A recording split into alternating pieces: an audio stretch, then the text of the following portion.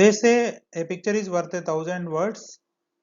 Humans just cannot understand the rows and columns, as most of the data is presented in the databases, CSV files, or spreadsheet and all. We need, even the volume also will be too big. You cannot display all the data sheets and everything just like. So as a need, as a necessity, we need a tool that is here, like we need to visualize the data so that we can represent it in very understandable form.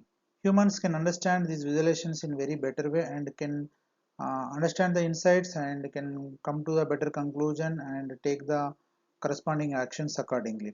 So there are various goals we can achieve through the data visualization. Some of them, like converting the data into interactive graphs for dynamic interpretation to serve the business goals. Like we can create the dashboards, reports, and we can make decisions also. Like we can make appropriate decisions by drilling into the more insights, by locating the where exactly it is lagging or where it exactly it is advancing, by looking at the graphs and charts, and we can get the fuller picture of the analysis also. Like that, there various things are possible, and we can make informed decisions using the data visualization.